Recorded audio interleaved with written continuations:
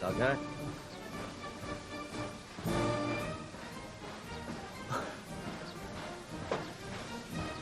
这怎么敢当啊？你说，除了你，哪个能当得起这4个字儿？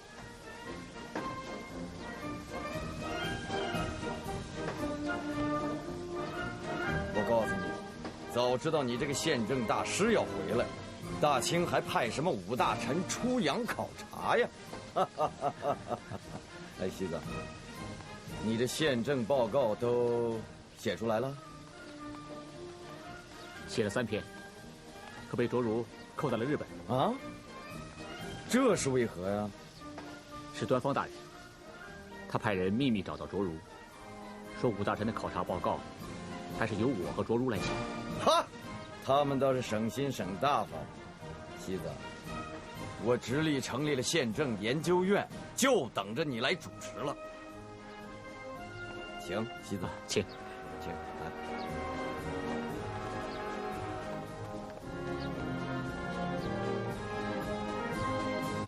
听说你在直隶成立了个宪政研究院。是，微臣请到了一个研究宪政专家。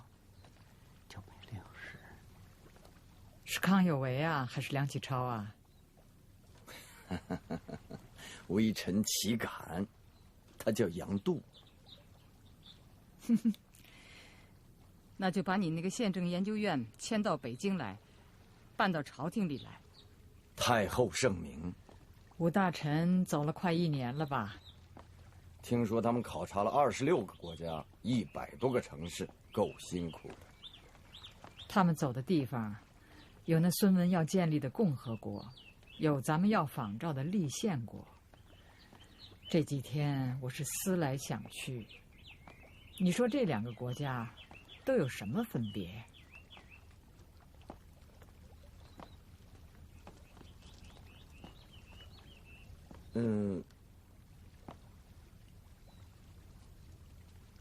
直说。以微臣之见，这共和国和立宪国都实行的是宪法政治。这就像是一个家，这共和国是没爹没妈的，只有宪政。这君主立宪国有的多出一个爹，就像是日本天皇；可有的多出一个妈，就像是英国女王。这日本爹的权力大一些，大权统于天皇；这英国妈的权力几乎没有，却要母仪天下。你这个比方啊，倒是挺有意思。可是我大清实行了宪政，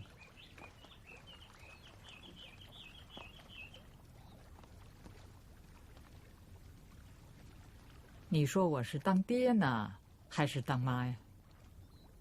哎，自然是当爹。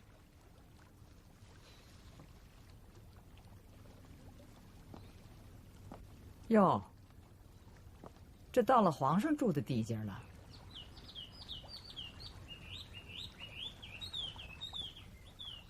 这当爹的，以后还不定是谁呢。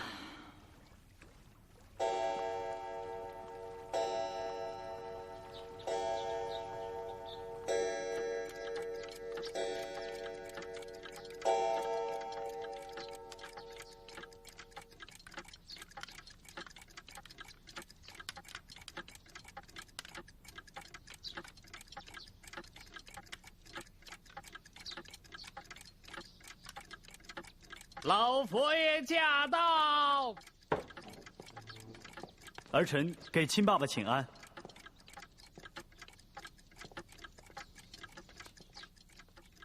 起来吧。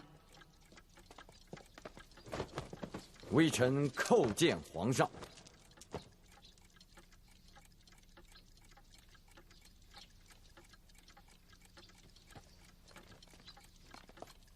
听说你的钟表修得越来越好了，能不能送我一个呀？儿臣无能，不胜惶恐。这话也不能这么说呀。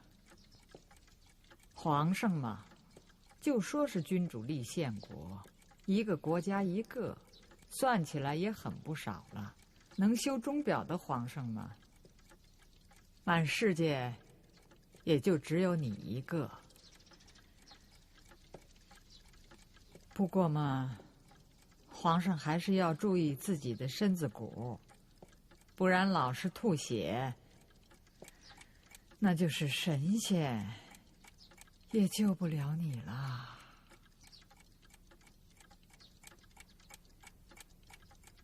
小李子，拿上个钟，咱们回去。儿臣恭送亲爸爸。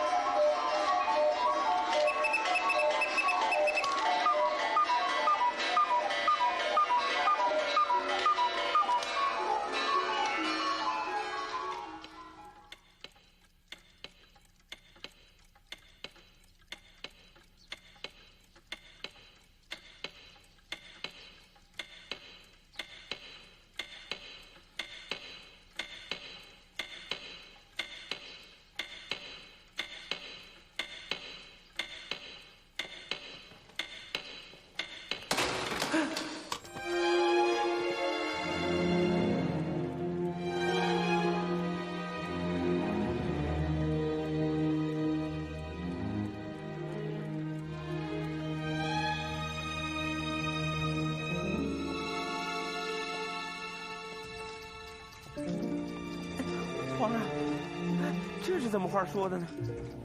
太后老佛爷，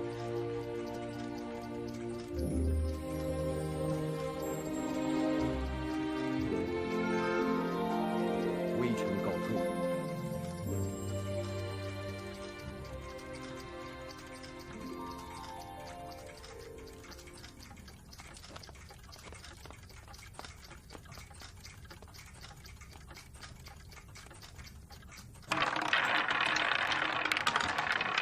西哥，你最擅长赌什么？哪一个都不擅长。这种乌烟瘴气的地方，不来也罢。那不行，既来之则赌之。哎，好，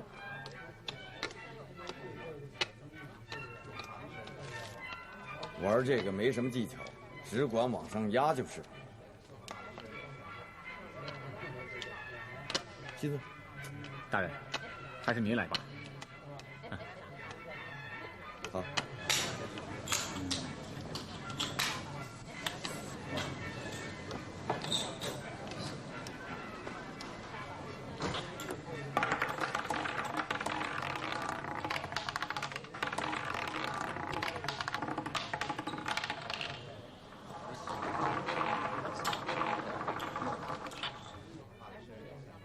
3。西子，该你了。输了。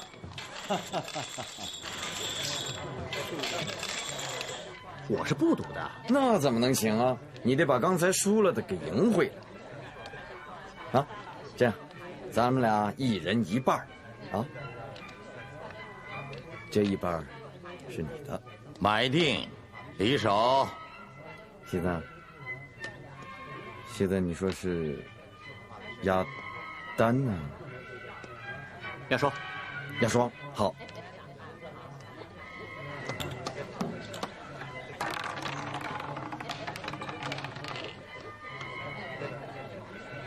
单。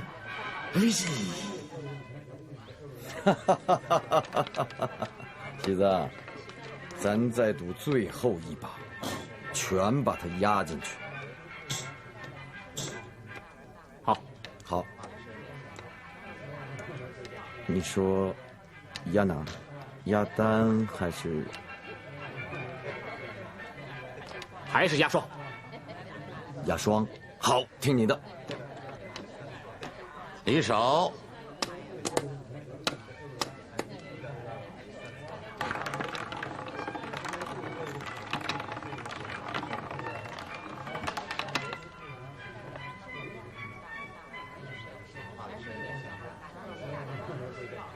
双。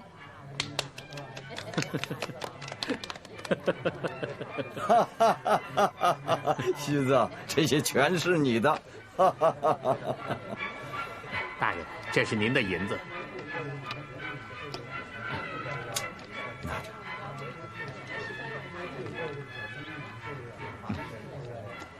来，给大伙儿都分了。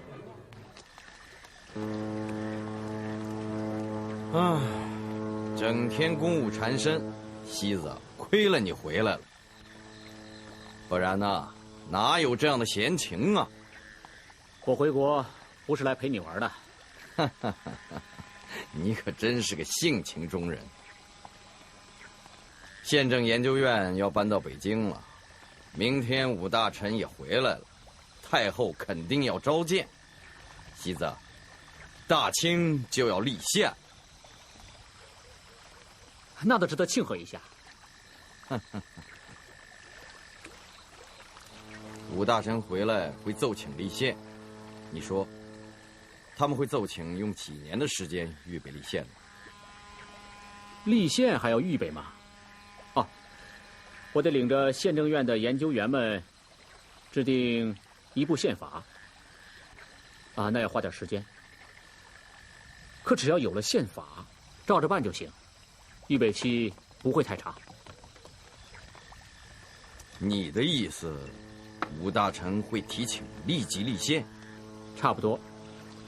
那咱们呢？魏廷，难道你还另有主张？我是另有主张。你怎么出尔反尔了？西子，你听我说呀。我不听。我杨度半生研究宪政，就是等着这一天，就是等着有个人能振臂一呼，值得我杨度舍命去追随。我错了，我杨度瞎了眼。西子，我昨天不是跟你说了，太后都把钟给摔了。摔钟？就是你昨天给我猜的那个谜语啊。我跟你说，魏廷，我最看不起的，就是你这种绕来绕去的性情，到底是怎么回事？你就不能直说？是太后在那绕，我能不绕吗？这太后啊，其实是在告诉我，谁要是奏请立即立宪，谁就要掉脑袋。钟是什么？钟是时间，钟是结束，是送终。太后把钟砸了，当着皇上和我的面把钟砸了。这你不懂？不懂。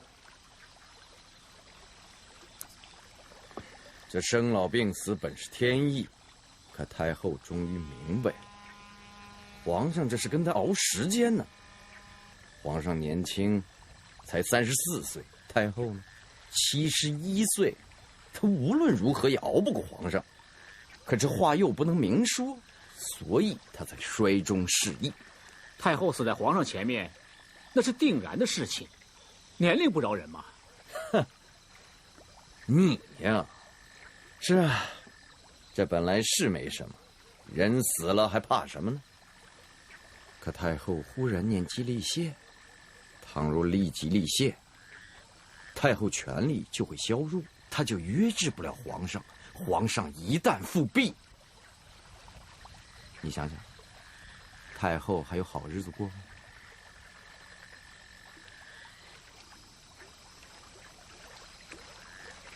魏廷，是你怕皇上复辟吧？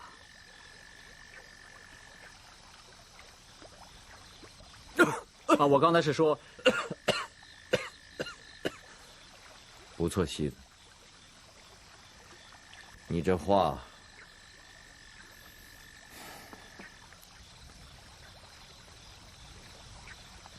你你这话捅到我肺窝子里，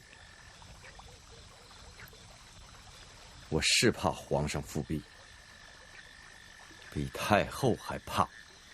可我这是为了我自己吗？你说，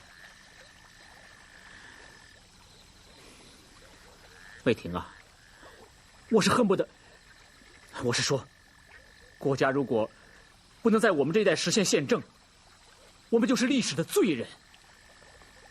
魏廷，我们不能犯罪啊！这就是政治，可以犯罪，但绝不能犯错。那你说，要把预备立宪期拖延几年？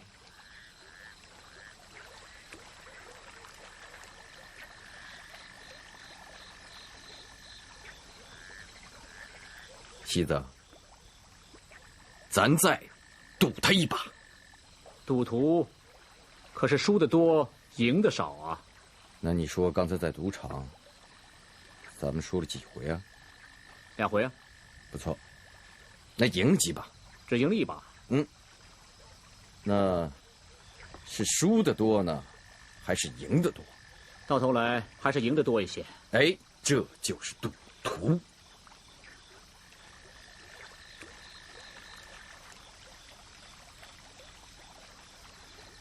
73、84，阎王不请自己去。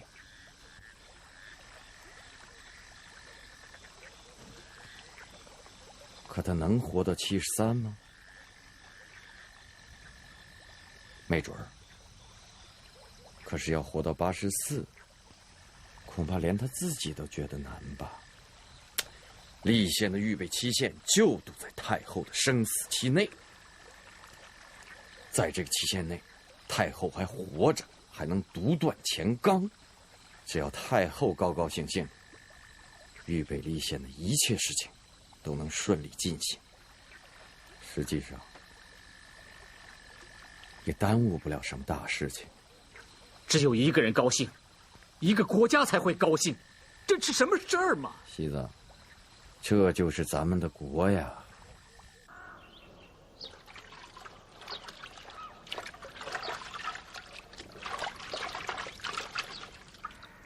说吧，说吧。既是老佛爷皇上身体健安，奴才不碍事儿的。我不过是贪了点凉，多吃了个凉粽子。你们走了这大半年呢，我早就想听你们说说了。我今儿个把皇上也拉来了，说吧。那奴才先说。奴才们此次奉命考察各国政治，实践各国所以富强，我大清所以贫弱，全在立宪与否。奴才们今日所言，不敢有所示辞，以期我皇太后皇上决议不必忌讳，以效其臣。本来就应该这样嘛。奴才以为，立宪有3大利：一曰皇权永固，我国立宪当效法日本，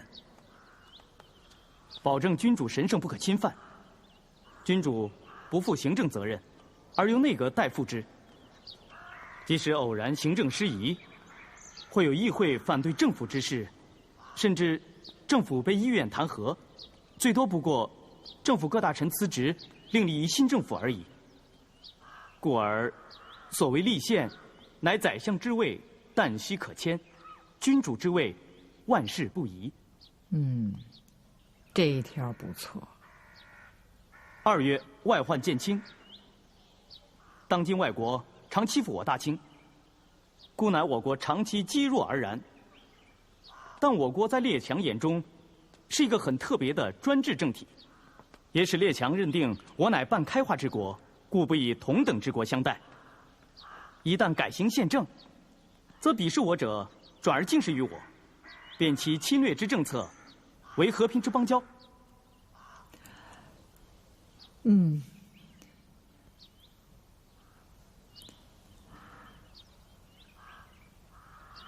这条也不错， 3月，内乱可迷。境外海滨，境内租界，会党纵横，革命之说甚炽。革命党之所以能够蛊惑人心，无非因我大清是专制主义，而今改行宪政，在那些先进国家所说的公正、文明、民主、法治，咱大清一应俱全。那些革命党再蛊惑人心，已无此可借；再要倡导动乱，人人不肯从之，革命之说自然冰消瓦解。很好。再则，你这3大吏很不错嘛。哼，不枉到外面去转了一圈儿。奴才所言乃立宪之6大事。哦，刚说了3大吏，又有6大事，好啊，说吧。其一，大清立宪宜先下诏书，将预备立宪年限宣示天下，以定国事。其二，举国臣民从此立于同等法律之下，破除满汉及一切不平等界限，国务决于公论。在议院建立之前，先立议政机关，中央和地方并举，以为将来议会之基础。其三，博采中外所长，无论学术、教育、法律、制度，凡是好的，一律拿来为我所用。其次，明确宫廷体制，宫廷政府权力分开，界限明确，皇室经费和国家经费也要分开。其五，确定中央和地方权限，中央地方各有其权，试行地方自治。其六，梳理国家财政，增强政府信用，公开财政出入，实行会计集合，接受国民监督。此6大事乃保我大清万年不易之本。奴才请旨，明定立宪之期，颁布宪法，召开议会。而立宪之旨一经颁布，一切国事不得出此谕旨范围，其效力等同宪法，令举国臣民万众一心，皆为立宪之预备。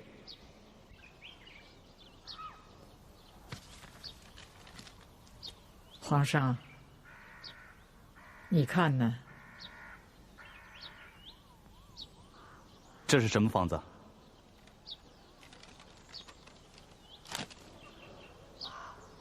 戊戌那年，说朕病了，是这个方子。事隔8年，又是这个方子，能一样吗？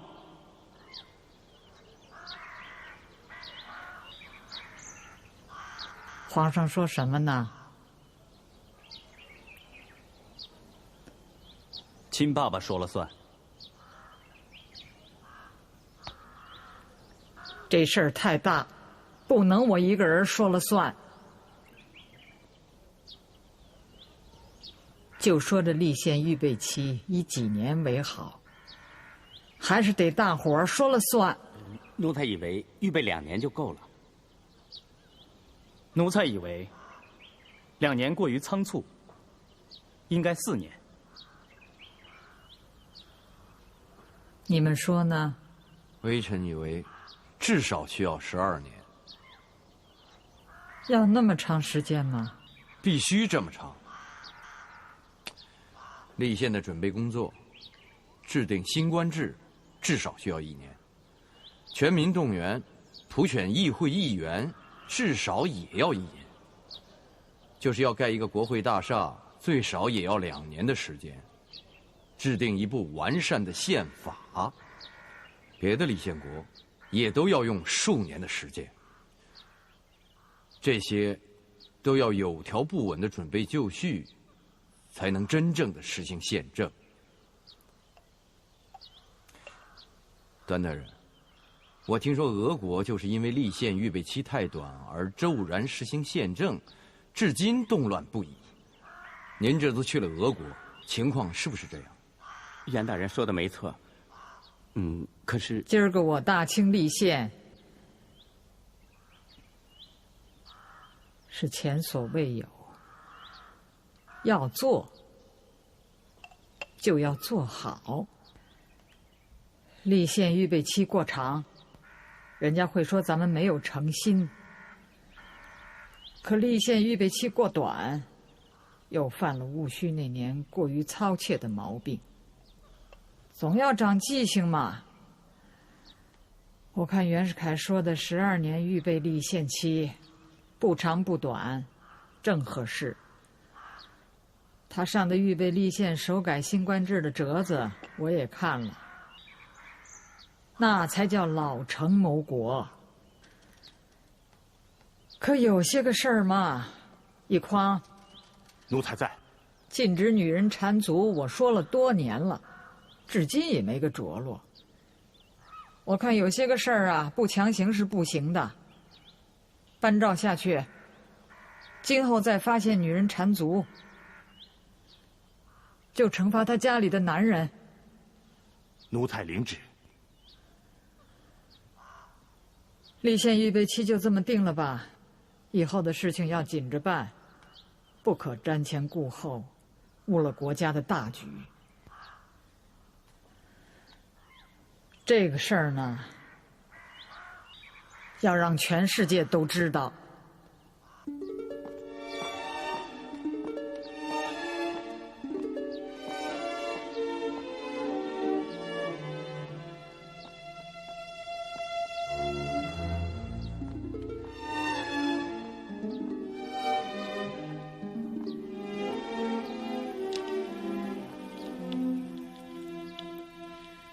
我大清国向世界人民宣告，从即日起实行预备立宪。经过多年实行新政，我大清国民进一步认识到，东西洋各国之所以富强者，实由于实行了宪法政治。军民一体，呼吸相通。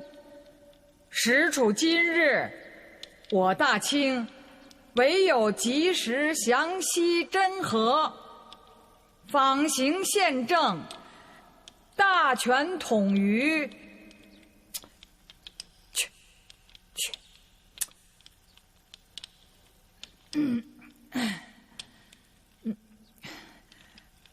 仿行宪政，大权统于朝廷，树正公助舆论，以立国家万年有道之基。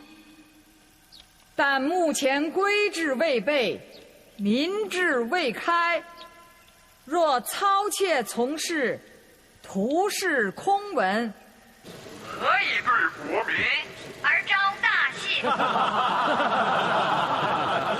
经过多年实行新政，我大清国民进一步认识到，东西洋各国之所以富强者，实由于实行了宪法政治，军民一体，呼吸相通。时处今日，我大清唯有及时详细真和，仿行宪政。大家都听见了吧？大权这老朽说的前半截全是废话，只有那个12年的预备立宪期，也许是真的。但是，他私心作祟，我敢断言，叶赫那拉慈禧以国谋私。大权统于朝廷，树正公助舆论。12年。但愿康梁保皇党能从中醒悟，清朝它仍然是家天下。我看我们可以继续暗杀行动。不，暗杀是动摇不了专制制度的根基的。我们只有不断的起义，才能最终建立共和。现在他搞的这个假立宪，正好暴露了他不堪一击的本质。筹款已经很多，我们可以随时起义。可恰，我们前2次起义失败的原因呢，就是准备太仓促。这次我们一定要准备好，要不断的给他们打击，打烂他们。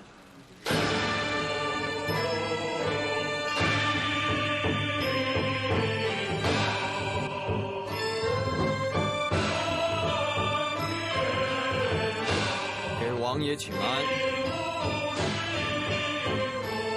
起来吧。王爷请。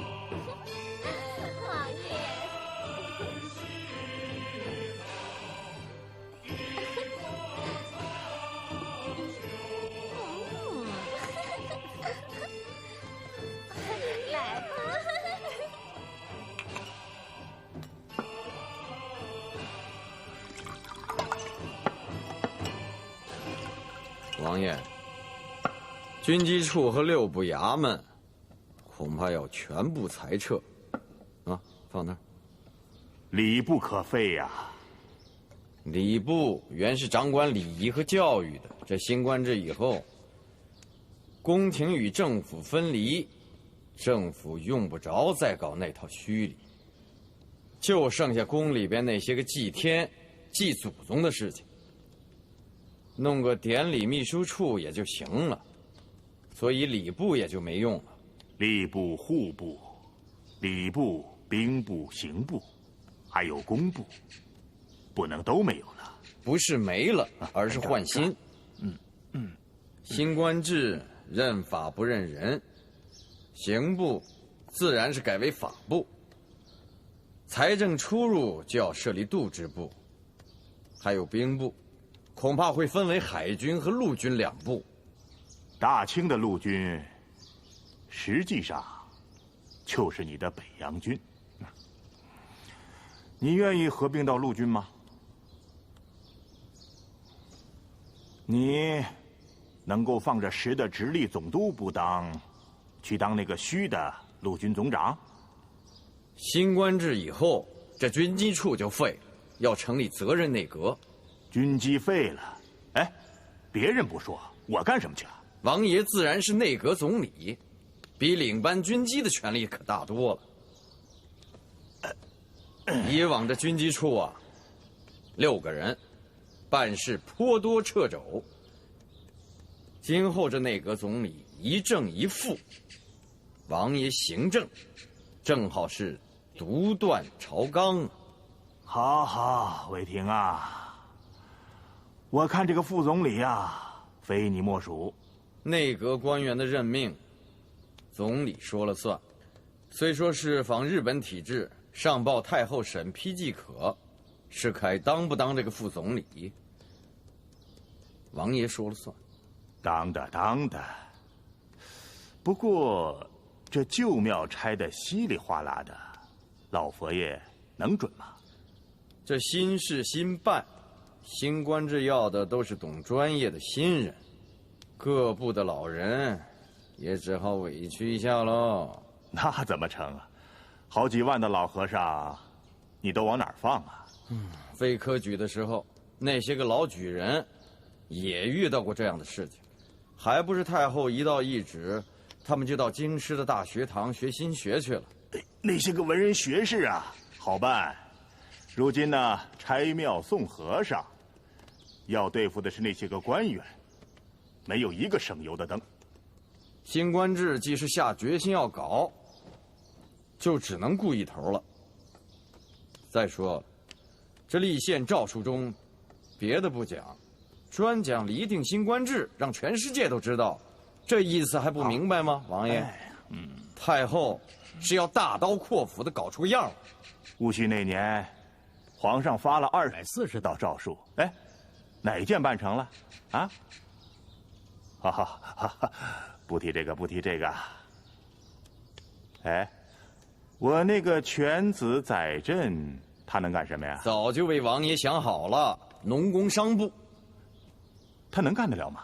贝子领班参加过世界经济博览会，总算受过历练。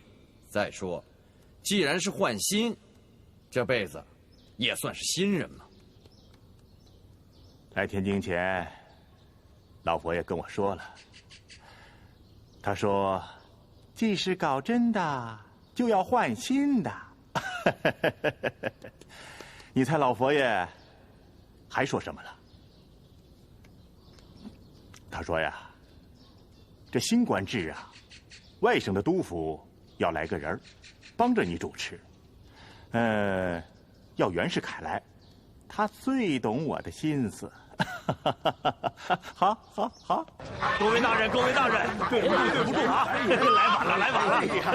唐大人，这2只鸡鸭您尝尝吧，家乡的东西呀！哎呀，家乡肥呀！哎呀，好久没吃到家乡的鸡鸭，让大家普惠啊！各位年兄，各位老乡，今天把大家找来，就是为了新官制。唐大人，您是户部侍郎，掌管着朝廷银库的钥匙，有此要职，还怕他新官制啊？哎呀，以后还不是太后说了算？今非昔比呀！那新官制总司核定是庆王爷，那儿能说话的就只有这几位王爷们，还有县政管的官员们。外臣只有袁世凯一个，那中央6部都成了甩货了。哎呦，那唐大人都玄乎了，那咱们这些地方官不更完蛋了吗？是啊，说的是啊，一荣俱荣。唐大人，我们还托您老的哪里托您老的鸿福啊！还需要大家多帮衬呐啊！哎，咱们屋里请，请。